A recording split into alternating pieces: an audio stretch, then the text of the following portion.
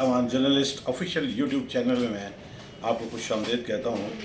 आज मेरे कबूतर की फिर एक दावत ड्यू हो गई है कि मैंने बहुत अर्सा पहले हुकूमत ख़त्म होने की जो तारीख़ खुद दी थी, जो मेरे कबूतर के मुताबिक थी, वो थी 9 अगस्त, जिसका ऐलान हुकूमत ने खुद ही कर दिया है।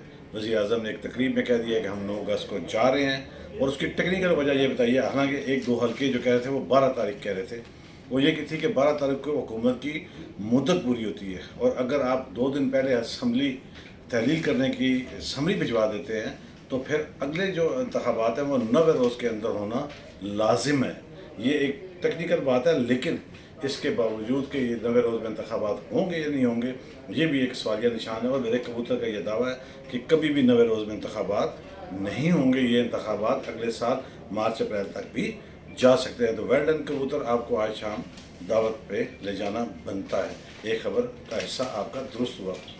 कबूतर फिर जिस तरह के कल और परसों 2-3 दिन से, क्योंकि अब सारी बात जो है वो निगरान हुकूमत किसकी होगी, कौन होगा, इस हवाले से ये बात जो है चल रही है। तो इस बात पे अगर हम आते हैं तो आज कबूतर ने फिर एक नया नाम दे दिया है, और वो नाम है साबिक गवर्नर सिंध डॉक्टर इशरतुल अबाद, जिनका ताल्लुक MKM से था। उनका टिकट बुक हो चुका है। वो इस्लामाबाद में आइंदा 48 घंटे से 42 घंटे के अंदर लैंड करने वाले हैं, और वो निगरान वज़ीर आज़म होंगे। कबूतर ने ये पूरी स्टोरी मुझे सुना दी है, और इसकी 2-3 जगह से तस्दीक हुई है, और एक सीनियर मोस्ट जो अखबार नवीस हैं उन्होंने भी, और एक सियासी रहनुमा हैं रावलपिंडी से उनका ताल्लुक है, उन्होंने भी इस पर तस्दीक की है और कहा है कि आपके कबूतर की जो ये खबर है ये 100% दुरुस्त है। अगर ये सारा कुछ 100% दुरुस्त है तो फिर देखते हैं कि डॉक्टर इशरतुल अबाद आते हैं, शाफ़िया खान अब्बासी आते हैं, तो यहाँ डॉक्टर हफीज़ शेख आते हैं, या इसाक डार आते हैं। बहुत सारे नाम इस दौरान चलते रहे, लेकिन डॉक्टर इशरतुल अबाद पर आके कबूतर रुक गया है। देखते हैं कि अब तो दिन भी कम रह गए कि किस तरह डॉक्टर इशरतुल अबाद किस तरह आएंगे, कब आएंगे और कब इक़्तिदार संभालेंगे। तहम वज़ीर दाखिला के तौर पर भी एक साबिक IG का नाम लिया जा रहा है, उसके साथ साथ एक सहाफ़ी का नाम भी लिया जा रहा है। वज़ीर इत्तलात के लिए भी एक मोस्ट सीरियस जर्नलिस्ट का नाम लिया जा रहा है, जिनके वज़ीर आज़म के लिए भी नाम था पहले लिस्ट में, मौसम बेग। देखते हैं कि इनमें से कौन कौन इस 17 से 23 रुकनी जो कमेटी है, काबीना है, उसमें कौन कौन शामिल होते हैं।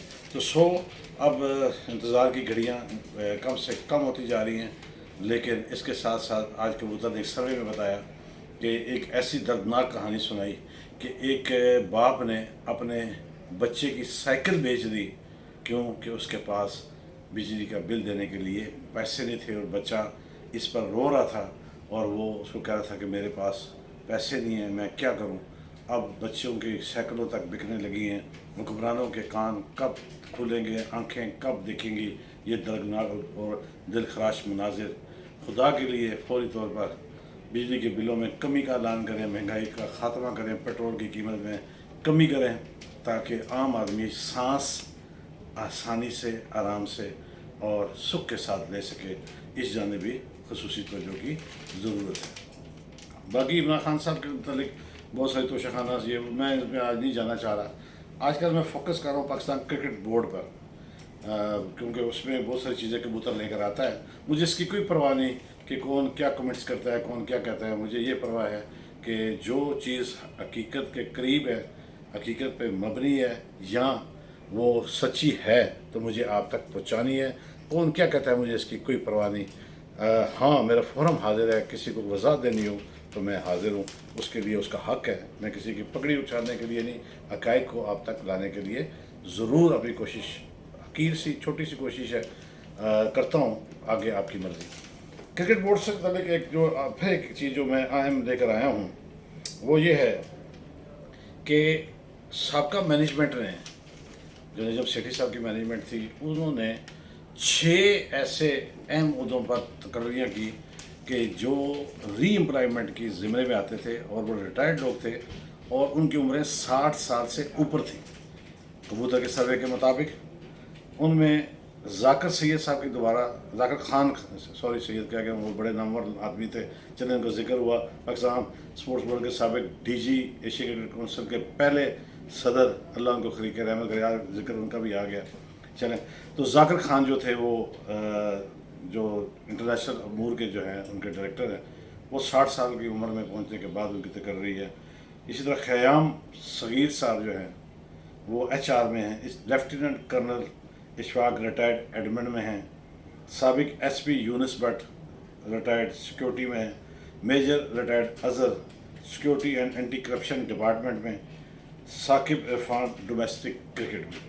ان 6 کی 60 سال کے اوپر کی تقرریاں ہوئیں.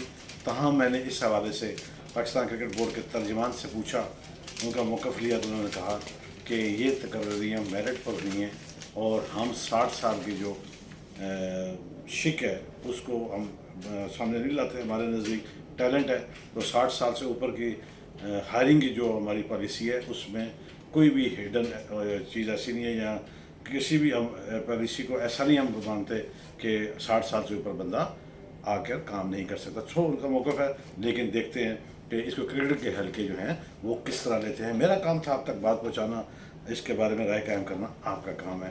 چلتے چلتے ہمیشہ کی طرح یہ کہوں گا، جہاں آپ اپنا اور اپنے پیاروں کا خیال رکھتے ہیں وہاں پر ارد گرد موجود مستحقین کا بھی خیال رکھیے گا. میری بات، میری خبر باریک بینی اچھی لگے، سمجھ آئے تو شیئر کیجیے گا، میرے چینل کو لائک کیجیے گا، سبسکرائب کیجیے گا. کل نئی باتوں، نئے تبصروں اور نئی خبروں کے ساتھ حاضری ہوگی. اجازت دیجیے. اللہ حافظ.